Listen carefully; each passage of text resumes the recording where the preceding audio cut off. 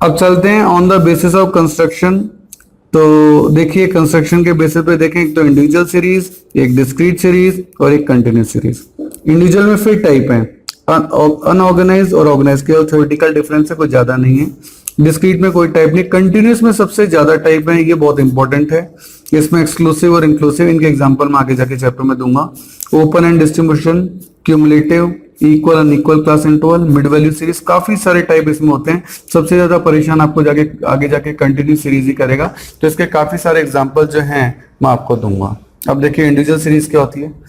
जब आपको यहाँ स्टूडेंट्स के नाम दे दे या सीरियल नंबर दे दे 1 2 3 या रोल नंबर दे दे और उनके मार्क्स दे दे, इसमें फ्रीक्वेंसी नहीं होती, इसमें फ्रीक्वेंसी नहीं होती, ये बात याद रखना। इसमें सिर्फ वैल्यूज होती हैं, है ना। इन वैल्यूज को हम क्या कहते हैं, एक्स, और ये क्या कहलाता है, स्टूडेंट के name, serial number, roll number, ये आपकी कहलाती है इंडिविजुअल सीरीज। तो it refers to the series in which observation are listed alone, केवल वैल्यूज हैं। Each term is given a separate value, सबकी सेपरेट वैल्यू है। रोल नंबर ए के 85 मार्क्स हैं, ये इसकी सेपरेट वैल्यू, हम रोल नंबर ए में 60 क्या लिख सकते हैं। तो सबकी सेपरेट वैल्यू है, वो इंटरचेंज नहीं हो सकती। डिस्क्रीट सीरीज में क्या होता है कि आपको फ्रीक्वेंसी होती है, नंबर ऑफ वर्कर, ये फ्रीक्वेंसी कहलाती है। नंबर ऑफ फैमिलीज, ये फ्रीक्वेंसी कहलाती है। कि ऐसी फैमिलीज जिनमें एक भी चाइल्ड नहीं है, ऐसी फैमिलीज है 5। ऐसी फैमिलीज जिनमें एक चाइल्ड है, ये एक्स है, उसकी फ्रीक्वेंसी कितनी है, 7 है। ऐसी फैमिली 7 है। जिनमें 2 बच्चे हैं, ऐसी फैमिलीज की फ्रीक्वेंसी कितनी है, 25 है। इस तरह से इसमें एक्स और एफ दोनों है। ध्यान देना, इसमें एक्स तो था लेकिन फ्रीक्वेंसी नहीं थी। इसमें एक्स भी है और एफ भी है, लेकिन यहाँ सीरियल नंबर, रोल नंबर या नेम थे, वो यहाँ नहीं है ना। यहाँ आपको एक्स जो है, ये जैसे वेजेस है, ये एक्स है। 10,000 की वेजेस दी जाती है, ऐसे नंबर ऑफ स्टूडेंट कितने हैं, 5, नंबर ऑफ वर्कर। 15,000 की वेजेस दी जाती है, ऐसे नंबर ऑफ वर्कर कितने हैं, 7। और 20,000 की वेजेस दी जाती है, इनकी फ्रीक्वेंसी कितनी है, 12। तो number of worker, number of student, number of girls, number of boys, normally ये सब क्या होते हैं, ये फ्रीक्वेंसी होते हैं। और अदर वैल्यू एक्स है। 10,000 5 बार दिए जा रहे हैं, तो 10,000 5 बार रिपीट हो रहा है, तो 10,000 तो एक्स और उसकी फ्रीक्वेंसी कितनी है, 5। इसको इस तरीके से आप समझेंगे तो अच्छा रहेगा। सही है। आगे आता है कंटिन्यूस सीरीज। कंटिन्यूस सीरीज में क्या होता है, इसमें ग्रुप्स बने हुए होते हैं 0 से 5, है ना। 0 to 5 मार्क्स, ऐसे स्टूडेंट है 5, जबकि यहाँ ऐसा नहीं था। यहाँ ऐसा नहीं था, यहाँ पे ग्रुप नहीं, यहाँ ग्रुप बना हुआ है। 5 to 10 मार्क्स हैं, ऐसे स्टूडेंट है 7। 10 to 15 मार्क्स हैं, ऐसे स्टूडेंट है 3। इस तरीके से यहाँ ये चलता है। ये क्या कहलाती है, कंटिन्यूस सीरीज। इसमें एक बात ध्यान देने की है, आप देख रहे हैं कि 5 यहाँ भी है और 5 यहाँ भी है, तो सर जिनके एग्जैक्ट 5 मार्क्स होंगे उनको कहाँ लेना है, तो ध्यान देना 5 यहाँ नहीं है, यहाँ वास्तव में 4.99 तक ही है। 5 एग्जैक्टली यहाँ है, इसको बोलते हैं अपर लिमिट। अपर लिमिट जो 5 है वो यहाँ इंक्लूड नहीं होती, वो यहाँ इंक्लूड होती है। सही है, ये बात अपन को ध्यान रखनी है, आगे जाके न्यूमेरिकल में ये चीजें अपने काम आएंगी। सही है, आगे चलते हैं। अब कंटिन्यूस सीरीज के भी क्लासिफिकेशन है। Continuous series can be classified in 2 parts, इसके भी 2 पार्ट हैं। नंबर 1 है एक्सक्लूसिव सीरीज, नंबर 2 है आपकी इंक्लूसिव। सर एक्सक्लूसिव सीरीज और इंक्लूसिव सीरीज में क्या होता है, देखो जब जैसे ग्रुप बने हुए हैं, ग्रुप का ही फर्क है। 0 to 10, 10 to 20, 10 रिपीट हो गया। 10 to 20, 20 to 30, 20 रिपीट हो गया। जब रिपीट होता है ना, वो कहलाता है एक्सक्लूसिव सीरीज। इसलिए लिखा है in this series upper limit of first group, ये वाली, and lower limit of next group are equal, ये दोनों बराबर होंगे, है ना। देख रहे हैं आप, ये बराबर है इसके, ये बराबर है इसके, इस तरह से।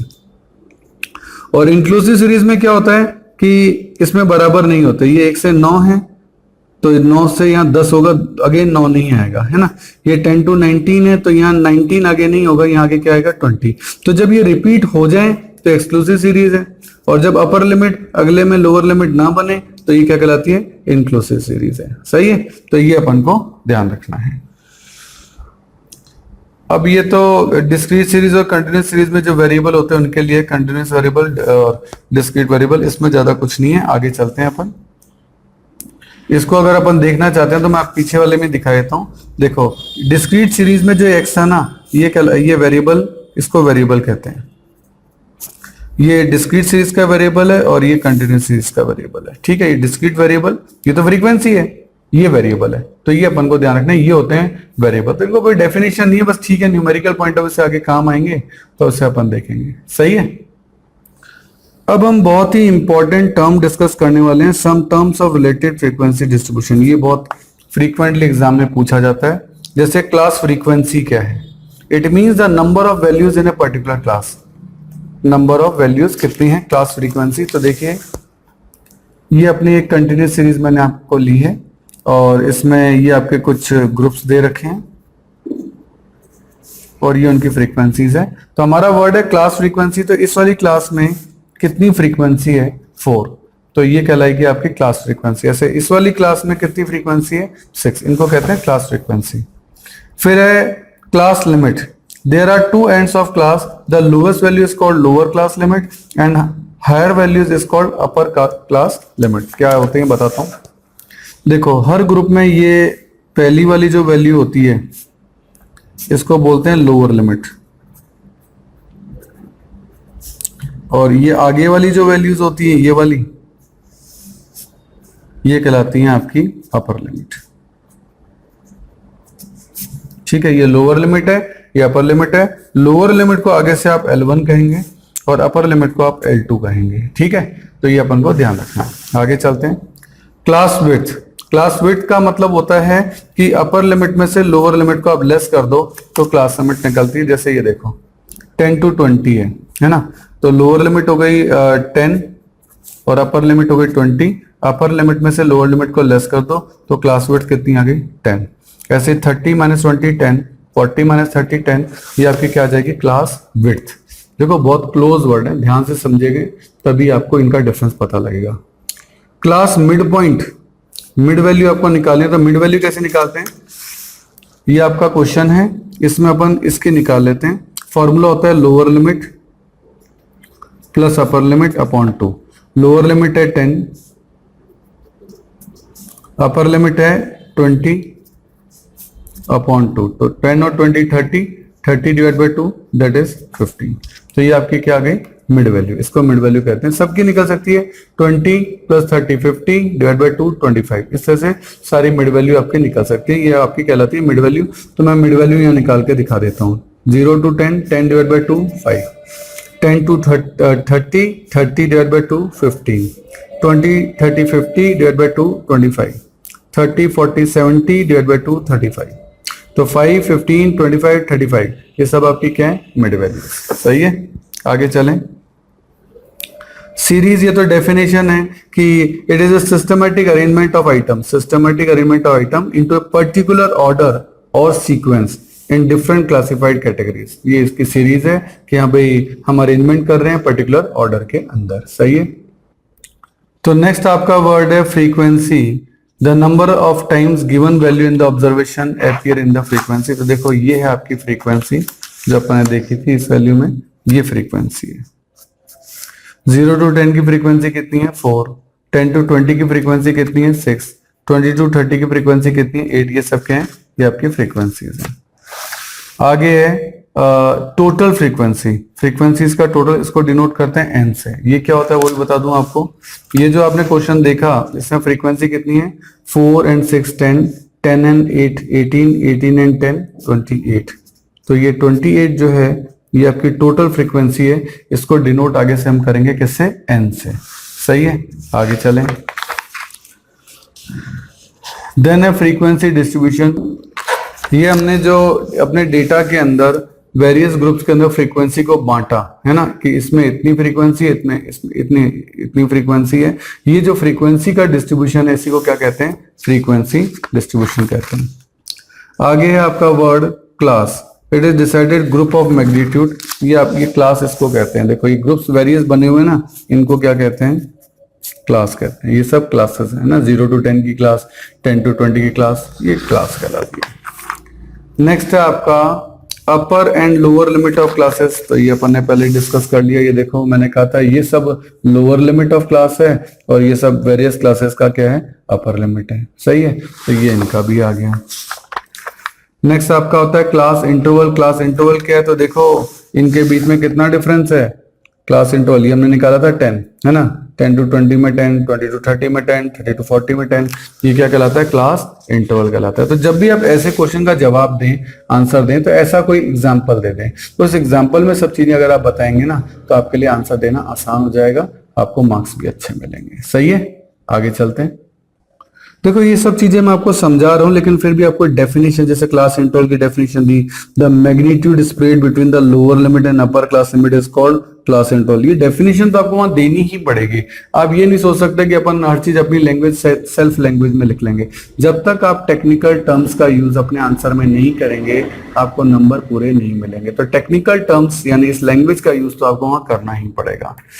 आगे चलते हैं अपन, that is open end class. Open end class में क्या कहता है, देखो होता क्या है, इस तरह से आपको ग्रुप दे देगा, फ्रीक्वेंसी दे देगा, लेकिन फर्स्ट ग्रुप की लोअर लिमिट नहीं देगा। देखो इसमें लोअर लिमिट जो है वो नहीं है, और लास्ट ग्रुप की अपर लिमिट जो है वो भी आपको नहीं देगा।